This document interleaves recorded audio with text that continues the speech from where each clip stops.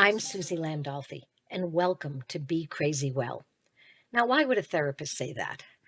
Because we all have mental health struggles, even therapists. The good news is we have so much more information about how we can be crazy well. On my podcast, we don't focus on what's wrong with us.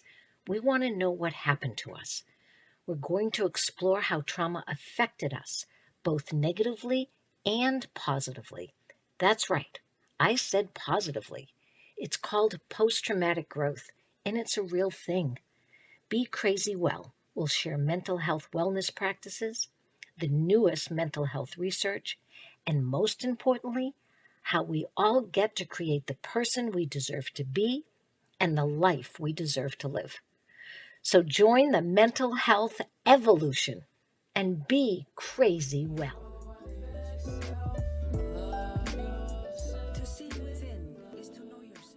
Everybody, welcome to Be Crazy Well, and you have the greatest honor and pleasure of meeting Andi Ward. And she's got a friggin' story and a half, and I hope someday we get to see it on the movie screen. And she has a great mother and a wonderful family, all of which have committed themselves to healing. Like, that's really unusual. But I do have to say, your mom and you were really the catalyst for that. Did you say that's true? Yeah, 100%. I mean, my mom really, first of all, definitely. Right. And you just went right in and said, okay, the general's moving. I'm moving with her. I'm doing that. So on Be Crazy Well, the reason why I wanted to call it that is because I'm so tired of people judging what's normal. So there is no normal. And number two, not every symptom is bad. It's the severity of a symptom that comes from trauma or whatever that can either help you or hurt you. And so one of the things I have had the honor of doing is watching you for almost 2 years now, observing you, not watching you. That sounds that sounds bad. Anyway, observing you and working with you, which is even better, and being able to watch how you have managed to create your crazy well. Because my concern is if you're not a little crazy, then you're not going to help change the world. Exactly. And it's so boring to not be crazy, so. You had a crazy childhood and I had a crazy childhood. So why would we, which also helped make us who we are on some level as well, why would we want to do that? So the first thing I'm going to ask you to do, Andi, is introduce yourself, give us a little background of who you are, and you are a veteran. And so let everybody know a little bit about you first.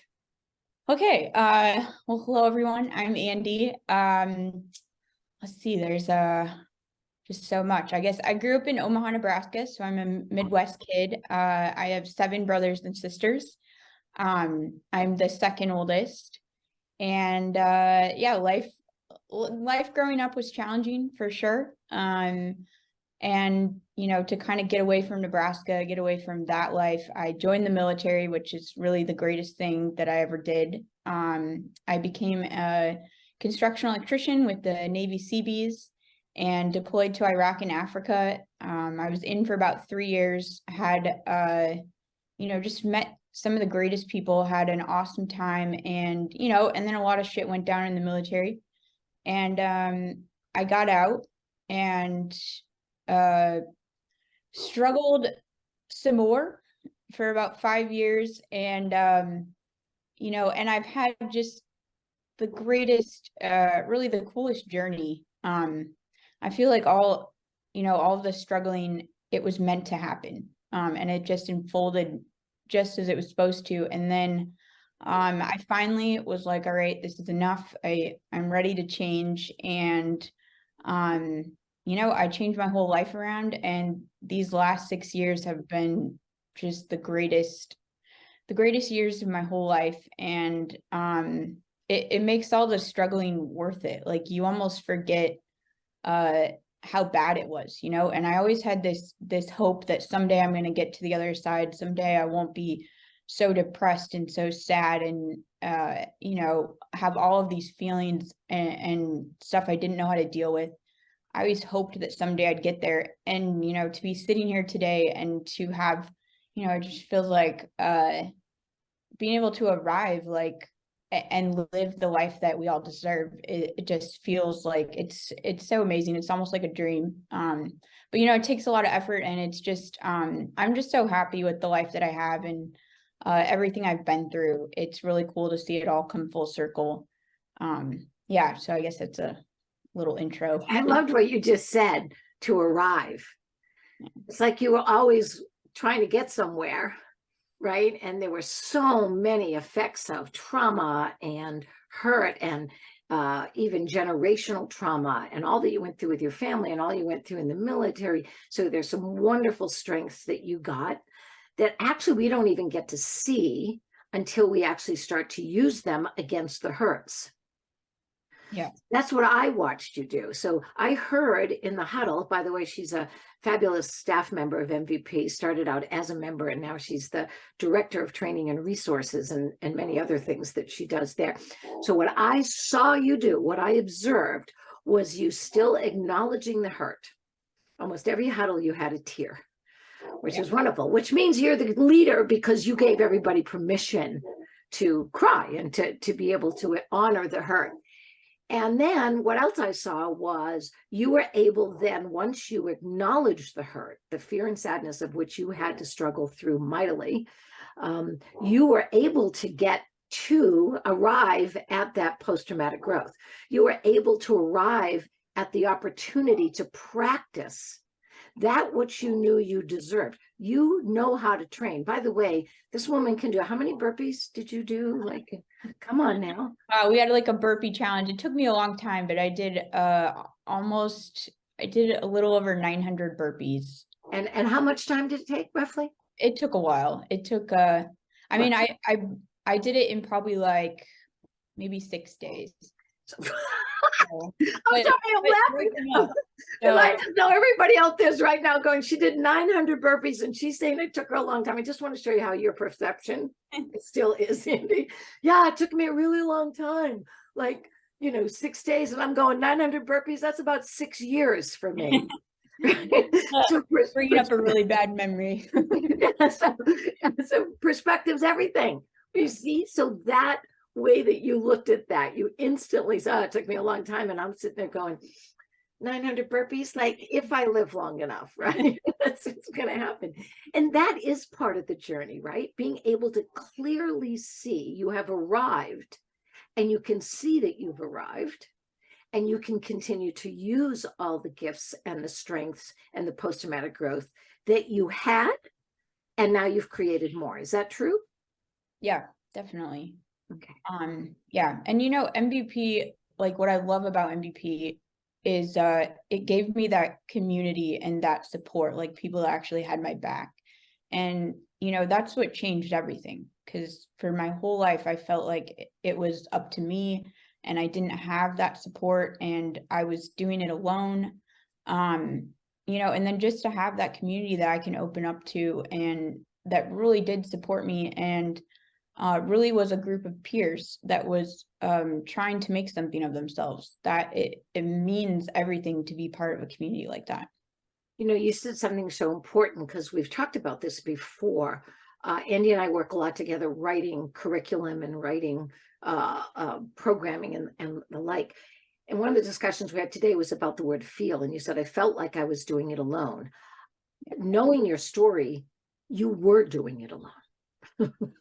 Right? And every member of your family was going through that as well. Yeah. Poor mom, your siblings. So you were going through it alone. They may be there and they were still in the muck and mire with you. So to get out was very difficult for everybody in your family. That was, and and the community that you belonged to while you were growing up was horrific. Yeah. It was super dangerous.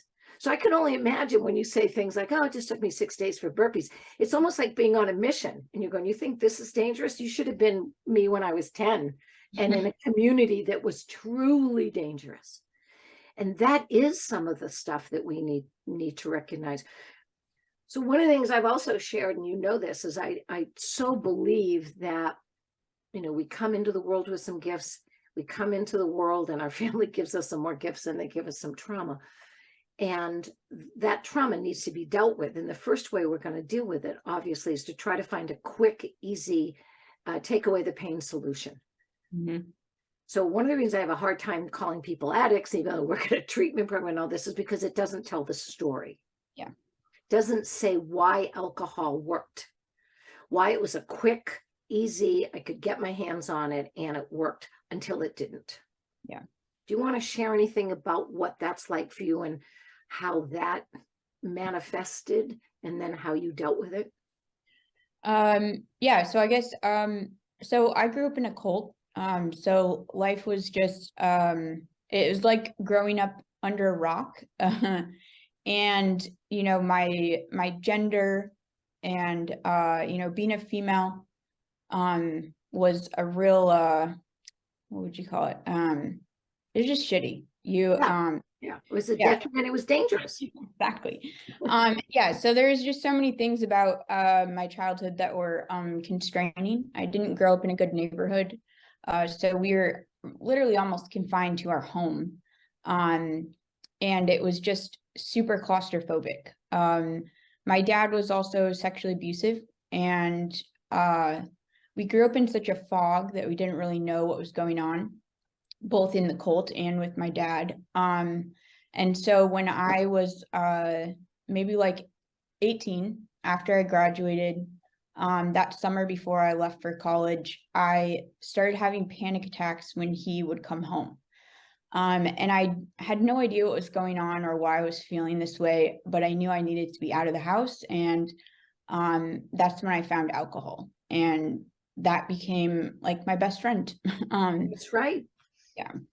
So it was the only way I knew how to deal with the pain and the confusion of everything. And then because when I drank, I would black out. So very frequently, almost every night that I drank, I blacked out. But it didn't really matter what I was consuming. So of course, you know, as addicts, alcoholics, we try to like, you know, tips and tricks to make us not black out or make it not be so horrible, and it never works.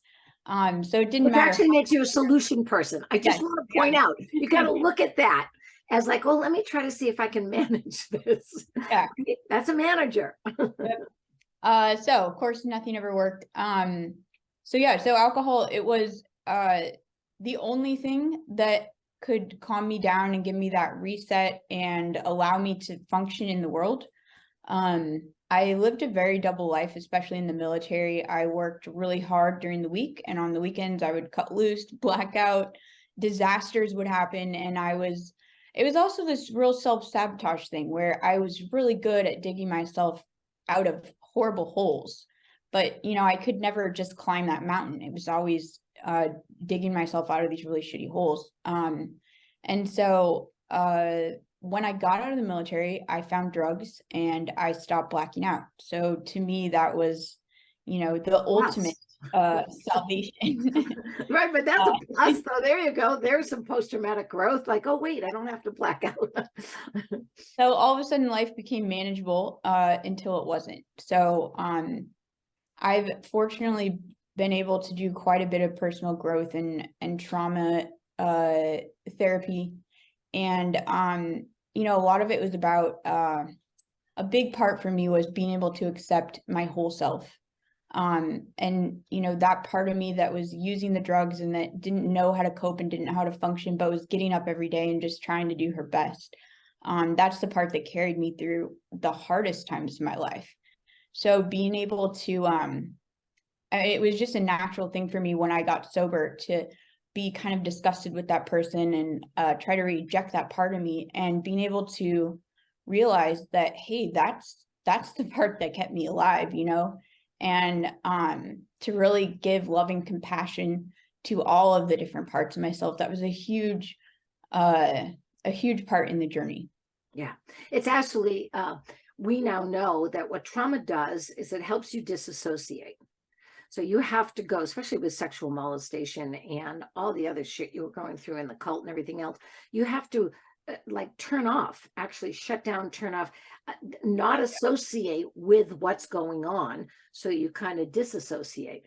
The other thing that you do is you get to split off parts of yourself, because one of the things that happens is you're going to be told you're bad. You're going to be told that you're wrong. You're going to be told that you made this happen. You're going to see your father or anybody say one thing and do another. So you're not in a safe place, and kids actually mimic that. So yeah, splitting that self off, or getting rid of that part of you, and just focusing on this wonderful struggle to strength, this overachiever, competent person that we still know you are, and everything, so that you didn't have to associate with that other person that's over there. And you're absolutely right. What you have to do is go back and get that little girl. You gotta go back and get her, right? Say, come back here, like you tried so hard. Like, look, you went from alcohol to drugs. That was smart. And then you went into treatment. Do you know what I mean? We don't look at it that way. We don't look at the fact that you wanted to go to school and you wanted to achieve, and you were having panic attacks. You had to find something, nor did you come from a family that could go to the rest of the world, admit what was happening, and get help for it. Yeah. I mean, that might have really put you in a terrible situation. God forbid anybody knew what was going on at that time. Is that true? Yeah. Well, I think the biggest thing was we didn't know what was going on, right? When That's you're right. in a cult, you don't know. So my mom is the one that really was the driver of us getting out of the group. And she did everything she could to give us the help we needed. And it's like just waking up. Literally one day we woke up and everything we believed was wrong. And I was thrilled because I didn't like anything that we believed in the cult. They didn't let us play sports. There was just so many things that I wasn't allowed to do as a kid. And I just wasn't allowed to live or just be the person that I wanted to be. I was always a tomboy, and in the cult, you're literally being trained and groomed to be a wife and a mother and a homemaker, and that's wonderful if those are things that you really, really want to do. And for me, that wasn't my main life purpose. Like I want to be a mother, I want to be a wife, and it's not my whole life. And so that was just such a struggle as a kid to not be able to do all the things that I loved. And so it was really, cutting away of my real self and just trying to exist as whatever I was supposed to be. And yeah, it is a lot about just you lose that connection with yourself. And that was the challenging thing about growing up in that environment, is a lot of people, go through things in life that are a struggle and they lose themselves and they go find themselves. But, when you grow up that way, there is nothing defined. You have to create that person that you were actually meant to be. Yes, that's exactly where I was going to go with. When people say I have to find this, I have to find that. Yeah, it's probably easier just to create it. Yeah. You know what I mean? Like, I can go shopping and try to find something, but boy, once I learned how to sew, I go, no, I can just create it right now, right here in my house, and be able to make what it is I want, or knit, or whatever it was, or woodworking, or anything. You get to create that which you need if you can't find it someplace else. Plus the fact that the point is, we don't bring children up, even if you're not in a cult, never mind the fact that you were, we don't bring kids up without an agenda. Yeah. Like, you just had the most severe agenda that we could say any child would have, in terms of what you had to be and had to do. And I want you to talk a little bit about what it was like. So you went from college and into the military. What was it like when you got out and there wasn't any more have-tos? Like, in other words, no one was there, no professors, no staff sergeant, nobody was there saying, what was the hardest thing about leaving the military? And you were still drinking, right? So what was the hardest part? What were those steps and the hardest part for you to get to be where and create who you are now? I think the hardest thing was the military was something I sought out because I wanted that adventure. I was comfortable being in chaos. And I also wanted to help people. And I wanted to do hard things that most people wouldn't do. And so the military gave me all of that. and some other things that I didn't love. And then I got out, and I was an electrician in the military, and I didn't want to go that route, partially because I had the drinking problem, also because I had dealt with a lot of military sexual trauma in the military, and I just wasn't mentally wanting to go into another field where that would probably be the case. And so I wasn't really qualified for anything. I had only worked in restaurants before that. And so when I got out, I tried to get a job, and there was nothing that interests me. And so that was a really challenging thing. And then it's kind of like you join the military, and you have all those parameters, and you have all these missions that you can focus all your attention on. So when you get out and you lose all of that, all the demons, I guess, come back up. And I wasn't sleeping. I had horrible nightmares all the time, and I was actually terrified to go to sleep. And so, of course, the VA gave me a bunch of different medications, and those didn't help, and some of them actually counteracted with each other. And so it was just this kind of disaster. And so I found methamphetamines, which helped me not sleep, and it kept me going. And so trying to create this life of, I really needed some serious help, and I was just trying to get by, basically. So that was the hardest thing. Yeah. That was the thing that came up first. What did you do about that? What was the next step? What did you do when you realized you were just getting by? Like what happened next? So I guess I wanted to party and stuff like that. I wasn't allowed to be a child when I was a child. So I was a child older in my life. And so I created a job and a career out of partying, and I became a dancer, and I really had the time of my life. And there's a lot of shitty things about it also, but I took back that power around my sexuality, and a lot of people don't see it that way, but for me, it was like there was a cost to everything, and it just gave me a lot of power back. And it was something that I loved. I loved being active. I loved dancing, and I made a lot of money. So it allowed me to continue, I don't know if you want to say coasting, but to continue going while I was looking for that thing that was going to help me get better, I guess.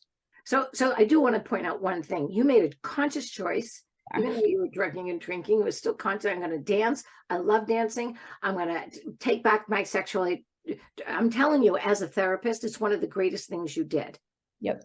Was when women and men who have been sexually abused and molested several times, it doesn't usually happen just once, by the way, for all of us. And for you to take that back is amazing.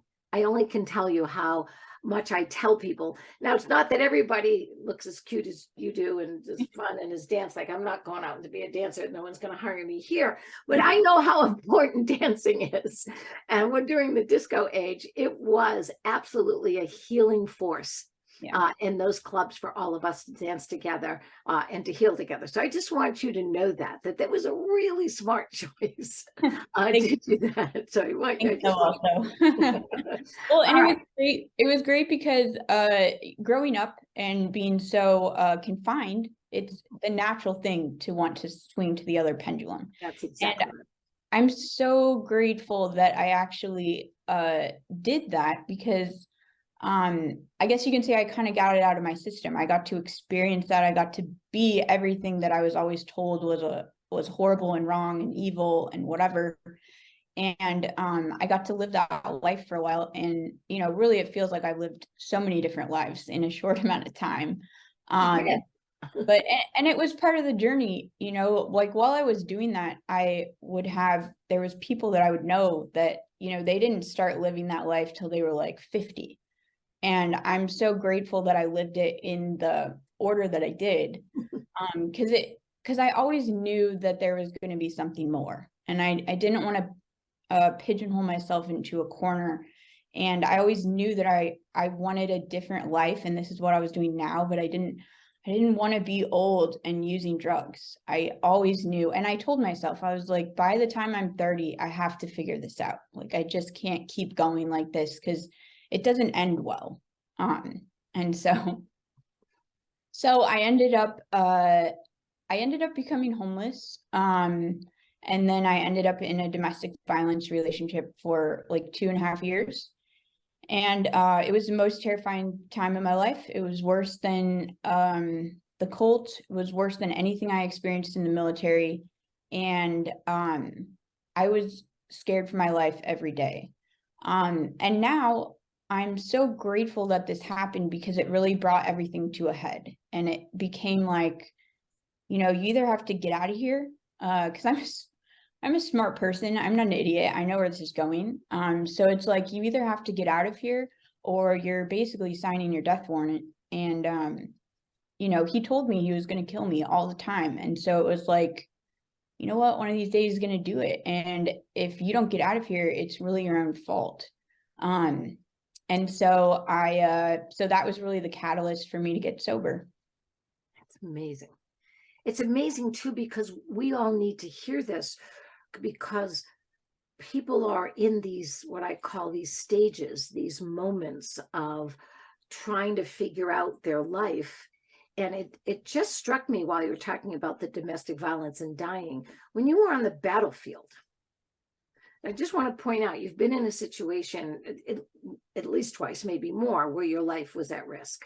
One of them you signed up for, you were willing to make a commitment to something greater than yourself, and you were all in for you, but mostly for your commitment and the men and women that you serve with.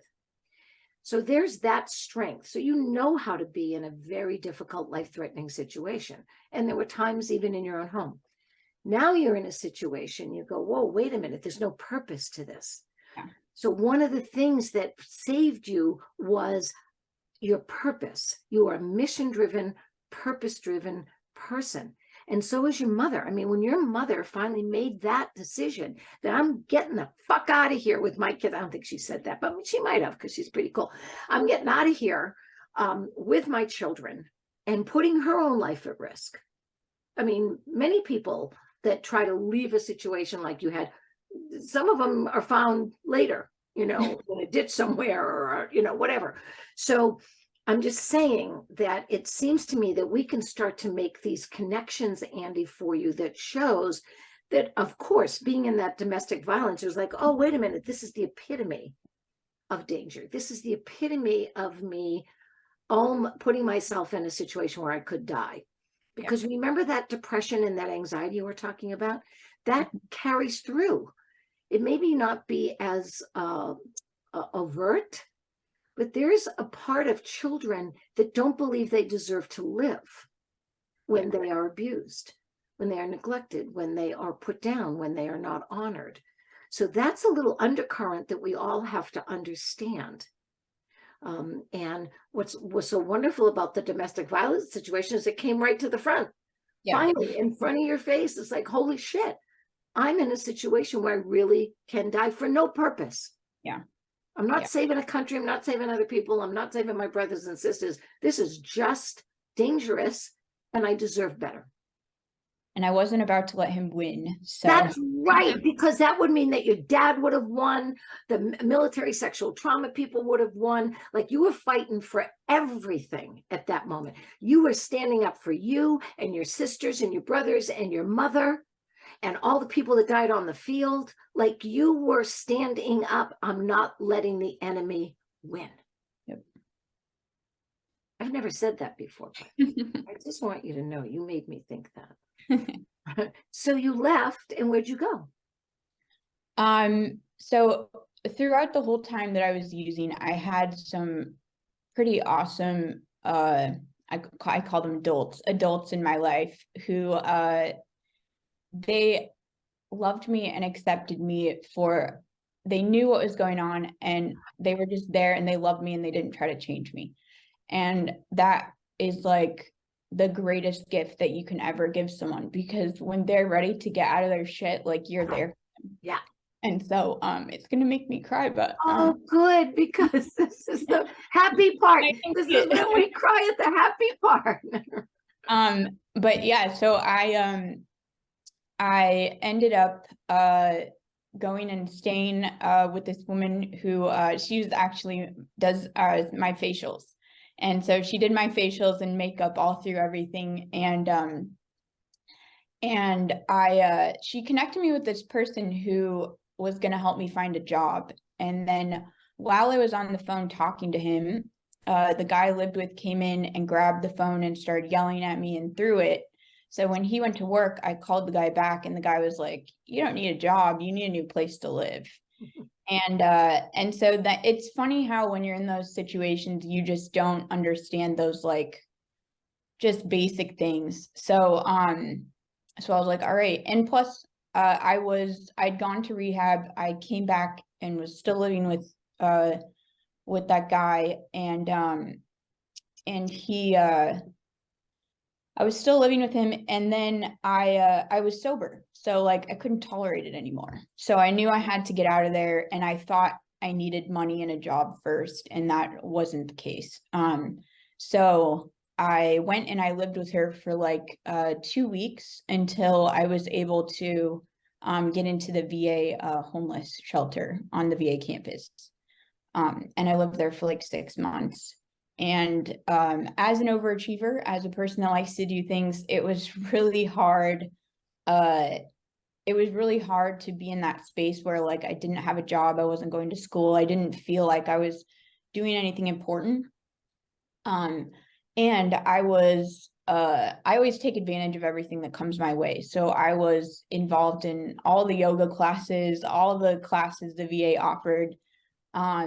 And then that's when I was connected to the trauma therapy clinic that was outside of the VA, and I went to extensive trauma therapy. And so while I felt like I wasn't doing anything important or being useful to society, I was really doing the most important thing that a lot of people don't get the opportunity or don't take the opportunity to do. And it changed my life, being able to sit back and take a step back from society and not feel like I need to be earning my space here, but realizing that if I can't build a really solid mental health foundation, then this is going nowhere. So yeah, and that was like really the most important thing that I did. It's such an important, like you have been able to map out things that all of us deserve to do. So being in recovery for overachieving myself and for know-it-allism, to be able to be a human being versus a human doing first, like we just can't keep doing. You were, they call it doing drugs for a reason, right? So to just be with yourself and to be in healing and to be with others that support the wellness that you deserve is the most important thing we can do, because we can't give something to somebody we don't have. Yep. We can't. So that was the most important thing. It's just that you were brought up to believe you weren't the most important thing. Yeah. And then we all have to discover, no, that I am the most important thing to me, because I can't help anybody else if I'm not. Yeah. And so when I went to that trauma therapy, the biggest thing I did was be able to let go of all those emotions that I was kind of holding on to. The years and years of trauma and emotions that because I didn't want anyone to know that things were hurting me, because that put me in a worse space. So I really kept everything so deep, and that gave me space to let it go and to move through some of this trauma and to be able to finally start connecting with myself again. And you were trained to hold it in. Do you remember that in your childhood? Yeah. Don't tell anybody what's going on in the cult. Don't tell anybody. Like, you were highly trained to hold that in. That's important to know. Yeah. And we talk about like you said, mapping stuff out. And for me, really, I always held this vision of the future that it could be better. And I never knew exactly how to get there. What I always did know, though, was the next step that I needed to take. And I took that step. And that's the biggest thing, was the minute that I knew I needed to take it, I took it. And my mom was the same way. The minute she knew she needed to get out of the cult, she took that step immediately and did everything she could. And so that was really, I walked myself out of this, really challenging life by taking those steps that I knew I needed to take. And if we take a minute and sit and listen to our body, like our body will always tell us the next step and where to go and what we should do. And a lot of times it's scary and, I don't want to listen, but, that is what's going to get us to that next level. And, we just talk about, it's just like the challenge is so rewarding when you finally get there. Yeah, it's beyond what we even imagined. Yeah, it could be. That's what I keep understanding. It's like, oh, I knew it was going to be better. I didn't know it was going to be this good. Yeah. Right? Which has also been my story. I think what happens, and if I could do one thing to help people do on a regular basis, is do what's right in front of you, right? Mm-hmm. Because so many clients that I work with, they're like, well, next year, like, what if I have to take my kids out of school because I don't get the job? And I go, whoa, wait, are they in school today? Yeah, that's all you have to worry about. Okay, they went to school today. They're still in the school today. Whether you have to take them out, 3 months or 6 months because you don't get a job that can pay that bill, that's down the road. Let's just get you starting to take a look at what you're going to do with yourself and with your career and your job at this moment, like right here in front of you. And it's so helpful. It's mindfulness. Yeah. It's one day at a time. For me, when I first started my healing journey, it was 1 hour at a time. That's all I could manage. And the panic was so great. The fear and the sadness was so great. I literally would look at the clock, and my therapist, mentors, all these people would say, okay, do this. I'm like, okay. And I'd go do it. And then I'd look back at the clock and I go, okay, that hour went by. I'm still here. Now what do I do? And I had these great people that I could literally call and say, okay, what do I do next? I go, okay, you did that. Go do that. I go, okay. And then I would go do that for an hour. And what I noticed was exactly what you just said, to just do that one step. You and I wrote something the other day. We called them small step promises. I'll never forget that. Small step promise. I promise that I will take this step small. If you want to do it backwards, right? Small step promise. And they add up to big gains. Yeah. Small step promises add up to big gains. Yeah.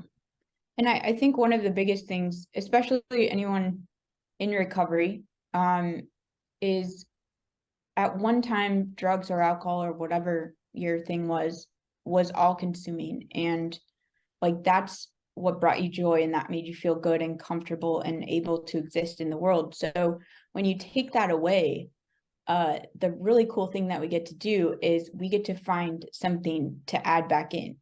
And I think that's where, a lot of people struggle because they never go and search for that thing to add back in. And that has been like the greatest joy of this whole thing is, and recovery is life and death. So for me, doing fun things and things that really make me happy and really light me up inside, that is a matter of life and death. And that's how I consider these things. And so I go do them. And that's what brings my life joy, is because I seek out those, joyful experiences. And after going so long, just being sad and just so depressed, it's really cool to take control of your life, and bring yourself that joy, and it makes life worth living. And yeah. And I always talk about joy being intrinsic. Happiness is subjective. Like, we keep looking for someone to make us happy, or, this will make us happy. You're talking about joy, which is much more intrinsic to being a human being and to life itself. And it's something you can create for yourself. You give yourself. You don't need someone else to be joyous and to be joyful and to find and create the joy that you deserve. So I really appreciate when people use the word joy versus happy. And so that's so important. Tell me, just to end on one thing that brought us both together and how I got to be connected with you. Tell me when and how MVP, Emerging Vets and Players, came into the picture, because now you work for them. So how did that happen? For those of, so MVP used to be like at a really weird time. It used to be on like Thursday afternoon from 2 to 4, which is the strangest time ever. So I never went because I was in school, but I had heard about it. And it was really the fitness aspect of it that was drawing me in. And then finally I had like I ended up going and seeing, they had a screening of some movie. This was like 4 years ago, and I went to see it, and I was like, man, I really like these people. Because I'd been to other veteran communities and had a good time, but I didn't really feel like I had found my people. And I walked into the MVP, it was just MVP people around. And I was like, man, I don't know, there's something about these people I really, really like. And so the next week I was on spring break, so I went to a session and I walked in and it was just like my whole body exhaled because I didn't even know anybody, but it's like I knew I had found my people. And it's hard to explain that feeling. But MVP is just it's such a cool group of people because it's people that are living life and they're being vulnerable, and we're all trying to get somewhere, and the coolest thing is we get it. You don't have to go in and explain your trauma to anybody. You don't have to explain why you are the way you are. And like people just understand, and it's so great to be in that kind of community. Yeah, I love MVP, and it changed my life, and also just gives me just this continual team that is what I always wanted, was to be part of a team. And so many ways that got like shot down, and then finally being able to be part of a team has been incredible. So well, I can't even I can tell you, and I hope you believe this, that MVP wouldn't be where it is today if it wasn't for you. You have been such a linchpin, such an inspirator. I call them inspirators as opposed to influencers. An influence, you don't really have to know how to do anything. You just have to get a lot of people to watch you do nothing, as far as what I can tell right now. So an inspirator inspires people to do their shit, right? So I wanted to tell you that because it is very, very, very important that MVP, Emerging Vets and Players, we are all here to help one another, but we need those people like yourself that had already started doing that, because some people come in and they haven't started the journey that you've been on. So for you to be there is really important, because I go, oh wait, she did it, she's got a map, like she's here, she doesn't judge me, she gets it. So not only is it just your military experience or the athletic experience, it's the fact that you said it, we're all trying to get somewhere. Yeah. And at Boulder Crest, Ken Falk, actually the founder of Boulder Crest, came up with a definition of success that I found really helpful. And it's like doing a little bit better today than you did yesterday. Now, I'm not always successful. Some days I'm a little bit worse than I was the day before. But the fact remains is I have another day, hopefully, where I can be a little bit better today than I was yesterday, just a little. And that goes back to what your idea was, and your commitment was to just do that one step in front of you, to do that one step, to make that small step promise and fulfill it for yourself, and bring all of you with you. I'll say it again, bring everybody you've been, all the ages of who you are. That's a lot for me, because I'm old, so that's a lot of people I'm bringing with me. So doing that is what's so important, Andi. So Andi, I'm just going to throw this out to you. I want you to come back and do this with me. So what we'll do is we'll keep going down this road, and we'll take sections of what you've worked on, because you are now in a relationship. Yeah. You've done a lot of other things. You've done a lot of training. Your jobs in MVP has changed and is continuing to change all the time. So I think that you have the wisdom and the experience to say, like, oh, what happens when you do get a job? Like, right? That we could do a whole hour on just that. What is that like when people irritate you, or when you've got a job and you have to listen to people that aren't quite doing what they say they're doing, whatever it is, right? And that's true at MVP in every place. So I think we've got a whole bunch of things we can talk about and share about what we can do and improve to do and succeed to do all through this step. So you're going to come back in a month and we're going to talk about, okay, what happened here? Like, what happened when you got hired, and what happened when you got in a relationship? So those kinds, is that okay? Yes, I'd love that. Oh, great, great.